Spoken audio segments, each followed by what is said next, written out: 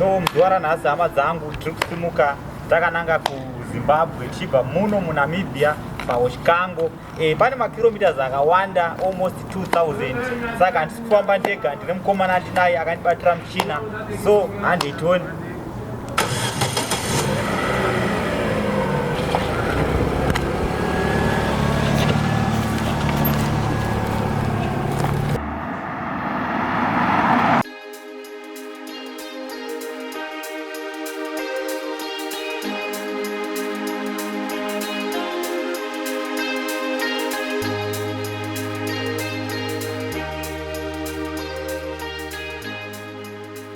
Ndofunga kubva kumba kwatabva kuHoshikango kusvika muno muRundu mune almost 500 kilometers.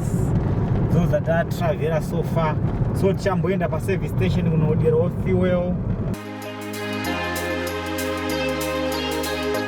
Yes, we are now facing Divundu. After Divundu, it's Katima Mlilo.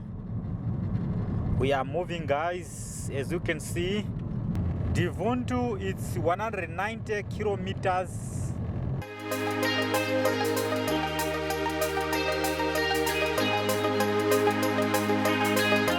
We are now entering Zambia. After Zambia, Zimbabwe.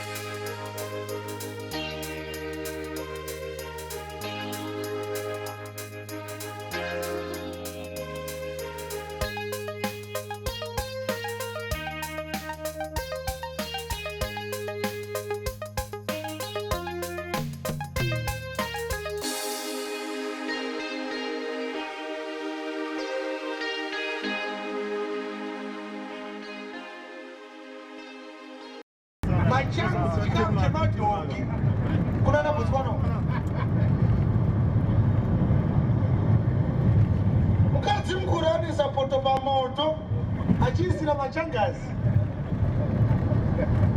And this time ndakavatengera 5 kgs. Mwedzi unopera ndakavasota mama wangu vanoada ulirombe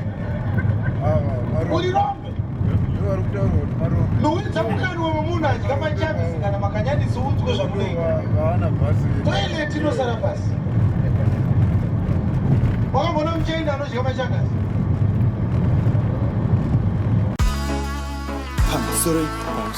Pamusoro anoitwa Manass, ndiye ane nyaya dzanezuro nedzeweekend kunyange dzanhasi zvatovamba. naManass navachibanda naManass navachibanda naManass navachibanda naManass navachibanda. Panotonyeya vanhu kana tavanyeya tonakidza vanhu. Manass panyaya unonaka sedopasi. Kana usati walaika kufamba naManass hakusi kutaika. Nyaya tinadzo opostei chundi chushuwo chedu isu kukukutsaika. naManass navachibanda naManass navachibanda naManass navachibanda naManass navachibanda. Muri yeZimbabwe kaziwai, nyaya dzenyu tinadzo ingozivai. Pane dzati chakupai manje dzemachokwadi dzisiri dzembanje. Muri yeZimbabwe subscribe. Muri yezimbabwe usipotiri wai muri yezimbabwe mese tinokudai muri yezimbabwe nesunakirwai tatsokashkari namanasi tatsokashkari navachibanda tatsokashkari namanasi tatsokashkari navachibanda tatsokashkari namanasi tatsokashkari navachibanda tatsokashkari namanasi tatsokashkari navachibanda fire kanku Mr. Buddhas Mari kunetsa padonas Pamsuri Mai vakaiswa zvigunwa ndainzwa ichitaurwa naiye Chibanda Manasi ndiye ane chimuti saka imisisi